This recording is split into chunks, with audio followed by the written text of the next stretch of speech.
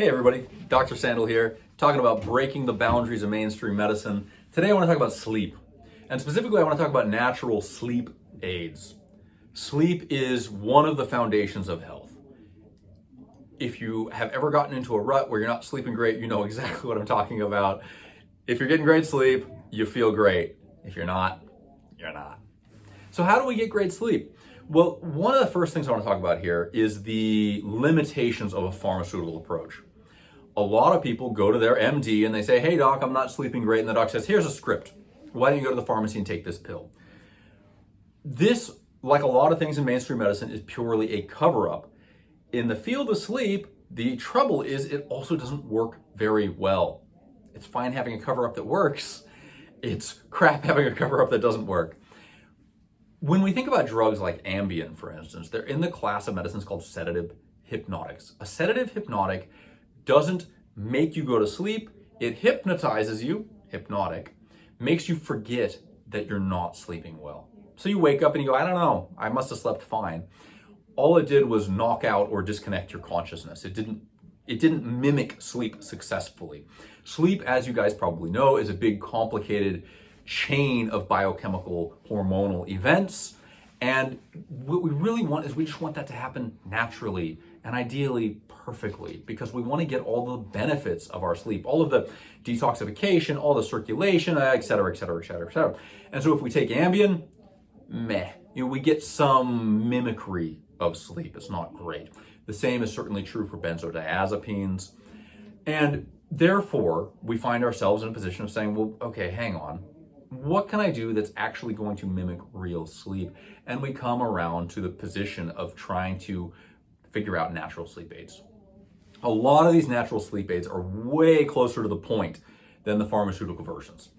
Now, if these work, obviously they're preferable. If they don't work, I will say there is a time and a place for pharmaceuticals. They're just not lovely long term. So what can you do to get better sleep? There are all sorts of things you can do to try and improve your sleep quality. What you need is the thing that works for you. Everyone is going to have something a little bit different. Find the combination of things that works for you, that is reliable for you, that's your ace in the hole. And this might be a combination of things that you do before bed, rituals and exercises. This might be herbs. This might be nutraceuticals and supplements. There's a whole wide world of stuff out there, and you guys have probably seen a lot of these. One of the ones that I think is getting a lot of press recently is melatonin. You guys might have noticed that melatonin is something that is in basically every health food store now.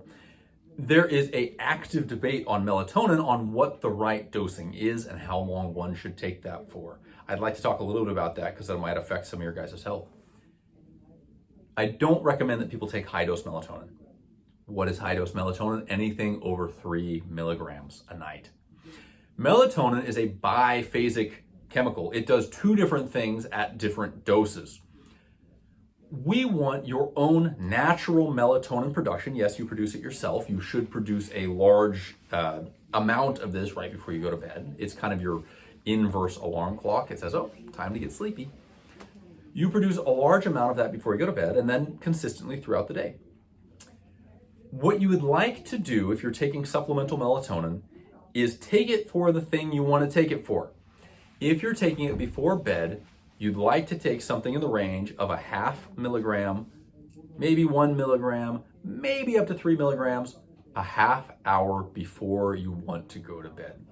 Why? What is that doing? When you take that, you chime the bell that says, hey, we're tired. It's a way to set the circadian rhythm. And so take that lower dose melatonin 30 minutes before bed, try it for a week, maybe up to a month. But at some point, hopefully pretty soon, your body's gonna say, oh, I get this. It's time to go to bed at this time. All you're doing is setting the alarm clock with that melatonin. You don't wanna take that long term. You don't need it. You want your body to get used to that pattern and replicate that itself. Rule of thumb, we don't replicate the body's natural function well with supplements, and certainly not with pharmaceuticals. So you want to use this short term to get your body back into rhythm. That's it. Higher dose melatonin is used for totally different things, and I will tell you guys, it is very embattled. it is not something that I routinely recommend. So low-dose melatonin 30 minutes before bed. Get yourself prepped for your routine bedtime. This leads into the second point. Go to bed the same time every night. No college kid wants to hear that, that's for dang sure. But your body has no idea what weekends are. It's not going to adjust for that.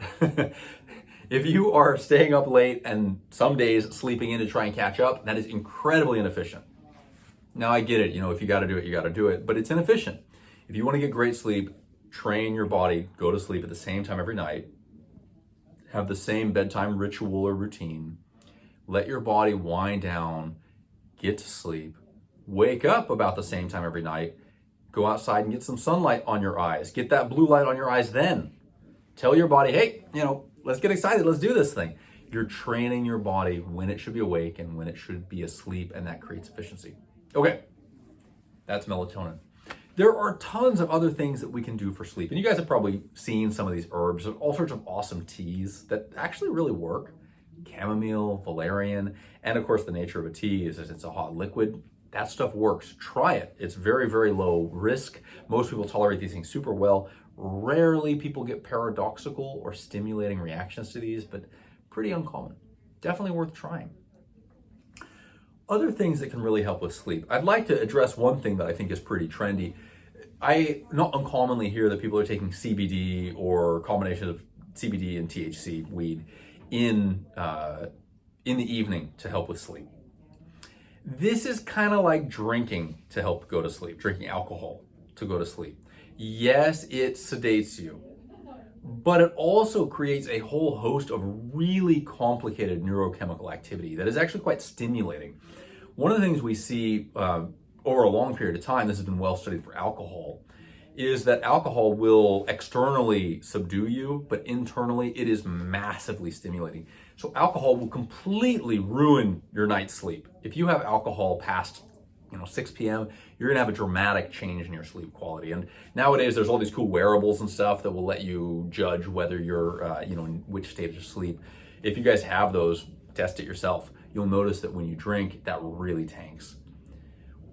CBD is really quite similar. It creates a whole host of complexity in the brain.